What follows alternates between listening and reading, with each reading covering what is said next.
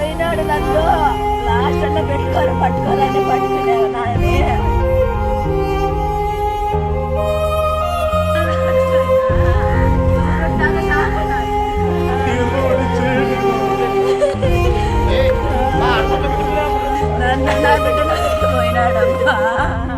మొన్న జరిగిన శ్రీరామ శోభాయాత్రలో జరిగిన అపరిస్థితుల్లో భాగంగా హరి అనే సెక్యూరిటీ గార్డుకు గాయాలు పాల్గొనడం, ఆయన రిమ్స్లో చేరిన తర్వాత ప్రాణాలతో పోరాటం చేసి ఈరోజు మరణించడం చాలా దురదృష్టకరమైన విషయం.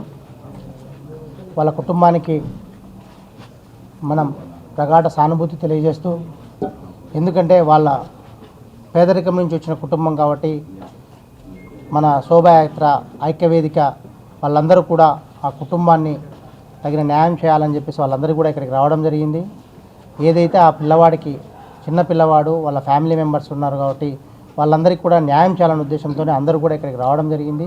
వాళ్ళ కుటుంబానికి ఎటువంటి అవసరాలు ఉన్నా వాళ్ళన్నిటికీ కూడా తీర్చే బాధ్యతను ఈరోజు కమిటీ వాళ్ళు తీసుకున్నారు.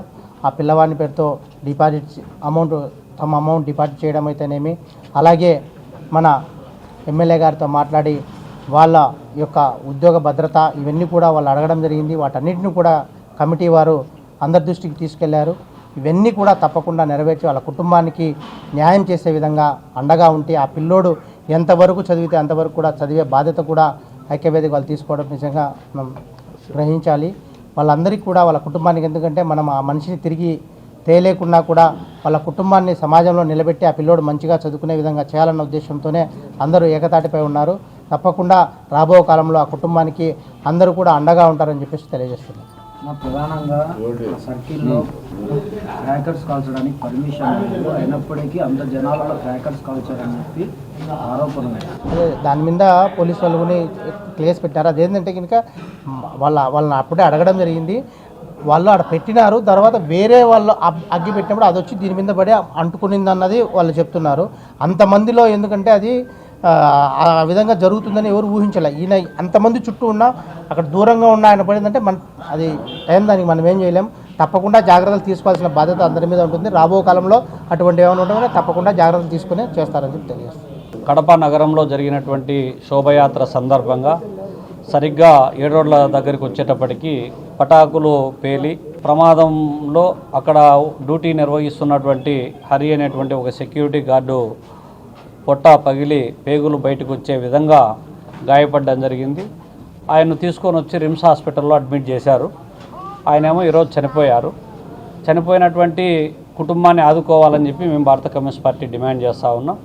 ఈ సందర్భంగా వాళ్ళు ఆలయ కమిటీ వాళ్ళు ఎవరైతే శోభయాత్రకు నాయకత్వం వహించారో ఆ కమిటీ వాళ్ళు ఆ కుటుంబాన్ని ఆదుకోవడానికి కావాల్సినటువంటి ఫైనాన్షియల్ హెల్ప్తో పాటు విద్యార్థి వాళ్ళ పిల్లవాడు ఎవరైతే ఉన్నారో ఆ అబ్బాయి చదువుకు కావాల్సినటువంటి తోడ్పాటును అందిస్తామని చెప్పి కూడా చెప్పడం జరిగింది. ఈ సందర్భంగా ఎమ్మెల్యే గారు కూడా ఇదివరకే ఆ కుటుంబానికి వాళ్ళ భార్య ఎవరైతే ఉన్నారో ఆమెకు ఆప్కాస్లో ఉద్యోగం ఇస్తానని చెప్పి ఏదైతే ప్రామిస్ చేసిందో, ఫైనాన్షియల్ హెల్ప్ ఏదైతే చేస్తామన్నారో ఇవన్నీ కూడా నెరవేరాలని చెప్పి భారత కమ్యూనిస్ట్ పార్టీ డిమాండ్ చేస్తూ ఉన్నాం. వీటిలో ఏ ఒక్కటి నెరవేరకపోయినా కూడా ఆ కుటుంబానికి భారత కమ్యూనిస్ట్ పార్టీ సిపిఐతో పాటు ప్రజా సంఘాలను కూడా ఆర్గనైజ్ చేసి ఆ కుటుంబానికి అండగా నిలబడతాము. ఆందోళన కూడా వెనకాడడం అనేటువంటి విషయాన్ని ఈ సందర్భంగా తెలియజేస్తాము. దురదృష్టకరమైనటువంటి సంఘటనకు చాలా బాధగానే ఉంది. అందరూ బాధపడుతున్నారు. ఈ భవిష్యత్తులో ఆ అబ్బాయి చదువు ఎంతవరకు చదువుకుంటే అంతవరకు మనం చదివించేదానికి సిద్ధంగా ఉన్నాము. ఆ అబ్బాయి విషయం భవిష్యత్తు కూడా చూసుకోవాలని మేమందరూ నిర్ణయించుకోవడం జరిగింది. మొన్నటి దినం జరిగిన శోభాయాత్రలో అపశృతి జరిగింది.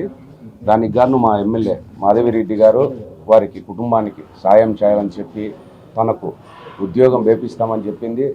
అక్క వస్తానే మనం ఆర్థిక సాయం కూడా చేస్తామని చెప్పి మనం మాట ఇచ్చాము. ఇప్పుడు పోయినాడు నన్ను లాస్ట్ అన్న పెట్టుకోరు పట్టుకోవాలని పట్టుకునేవు నాయనే.